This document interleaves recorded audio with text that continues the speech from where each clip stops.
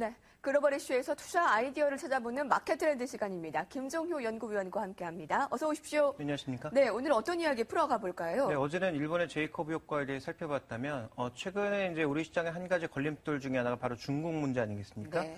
이 중국과 관련돼서 하반기 전망을 좀 해보면서 어떠한 중국 관련주를 사는 것이 아직까지는 유리한지 살펴보도록 하겠습니다. 중국 관련주의 현 상황, 트렌드, 추가적인 모멘텀을 찾아보겠습니다. 주요 현안을 점검해보고 어떤 중국 관련주가 나은지 하반기 대응 전략까지 알아보는 주요한 시간입니다.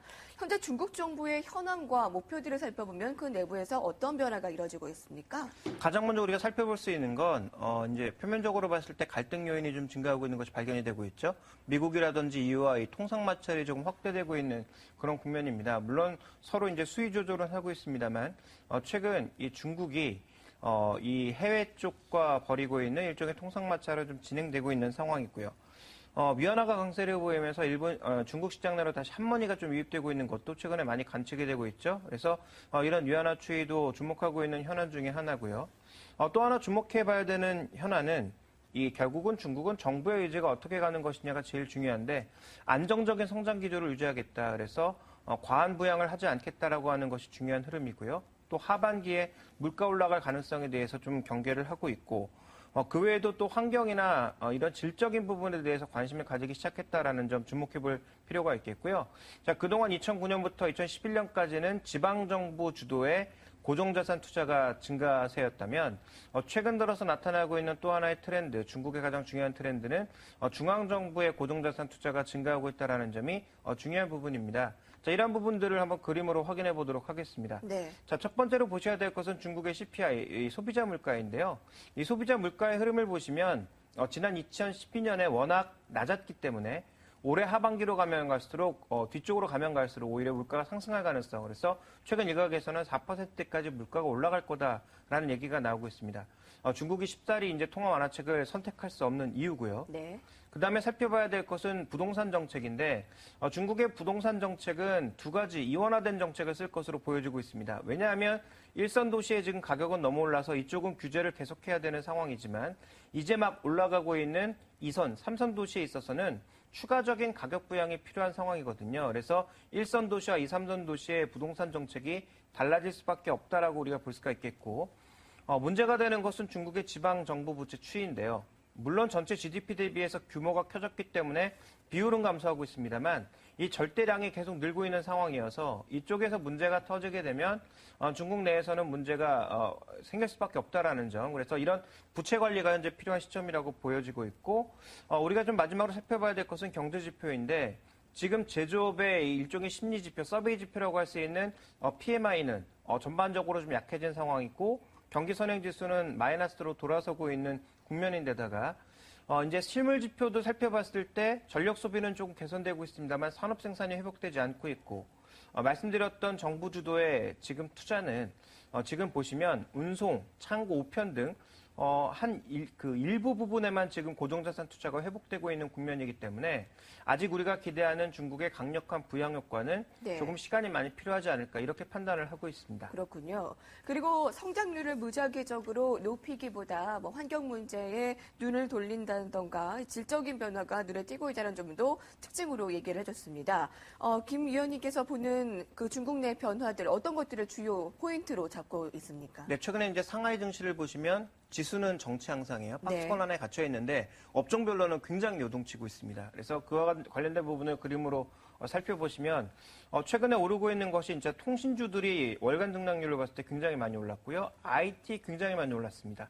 이외에도 이제 필수소비자와 같은 일부 음식료 부품들, 또 산업재도 일부 오르는 모습이고 전반적으로 오르는 모습인데 가장 눈에 띄고 있는 것은 통신과 함께 IT의 급등이 나타나고 있다는 것을 주목해 볼 필요가 있겠죠. 결국 중국 시장 내에서도 스마트 기기의 확산이 나타나기 시작하면서 이쪽의 매출이 증가하고 있다는 점을 주목해 볼 필요가 있을 것 같고요. 네.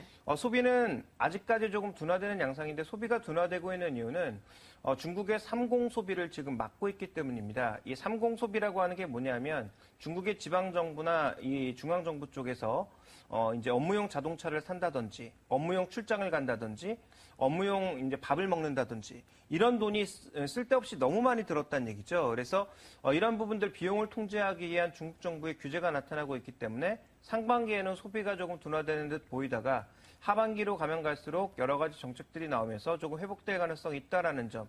이런 부분들을 고려해 본다면 우리가 이제 중국 관련주에 대해서 투자를 할 때 네. 생각해 볼 아이디어가 많아지고 있다라고 봐야 될 것 같습니다. 확실히 중국 관련주의 트렌드는 변화하고 있는 것은 맞는 것 같습니다. 화학, 철강으로 대두됐던 중국 관련주는 너무나 침체를 나타내고 있고 소비 관련주나 일부 다른 종 쪽으로 지금 눈이 돌려지고 있는데 여전히 그러한 상황이 유지가 될까요? 네, 하반기에도 크게 바뀌지 않을 것으로 예상되고 있기 때문에 지금 각광을 받고 있는 종목군들에 더 주목하는 것이 일단은 좋겠다라고 보고 네. 있습니다. 그래서 지금 말씀해 주셨던 대로 소재나 산업재에 대해서는 여전히 조금 우리가 제한적인 접근을 해야 되겠다. 아직까지는 트레이딩 국면으로 접근을 해야 되겠다라고 판단하고 있고요. 자, 이 소비 관련주 중에서는 우리가 인바운드 쪽에, 즉 중국 사람들이 우리나라에 와서 소비하는 쪽에 포커스를 맞춰본다면 대표적인 종목으로서는 모두투와 호텔신라, GKL 같은 종목군들을 꼽아볼 수 있을 것 같고요.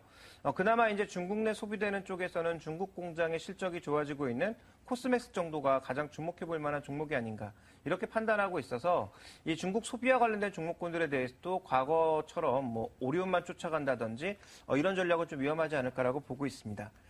내구 소비재, 우리가 흔히 얘기하는 이제 가전, 자동차 쪽에 있어서도 우리가 주목해봐야 될 것은 세트도 중요합니다만 세트보다 더 빠른 속도로 이익이 성장하고 있고 그리고 중국 내에서 현대차 공장 이외에 납품을 하고 있는 이들 업체에 주목해볼 필요가 있다라고 판단하고 있는데요.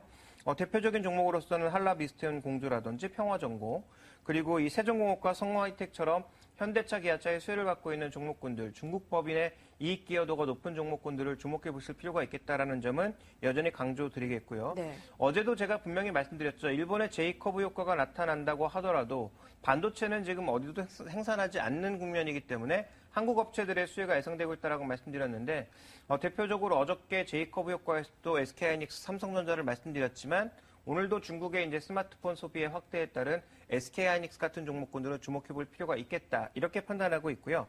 자 마지막으로는 이제 중국의 고정자산 투자 중에서 인프라 투자가 확대되고 있는 국면인데 과거 그렇다면 우리는 두산인프라코어를 제일 주목했거든요.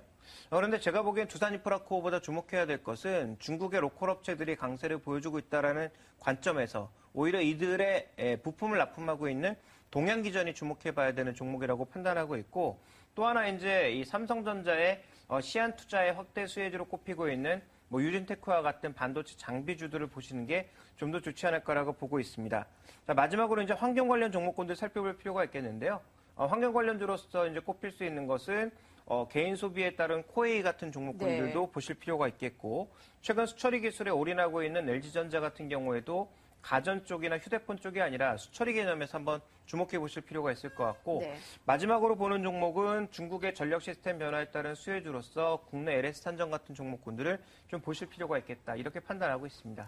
어제 오늘 중복되는 부분이 일본과 중국에서 이제 경쟁에서 우위에 있는 좀 우리가 독점적으로 가지고 있는 그 반도체 쪽을 좀 중심적으로 보자라는 것이 좀 눈에 띄네요. 네, 그렇습니다. 네, 김종유 연구위원과 함께했습니다. 고맙습니다.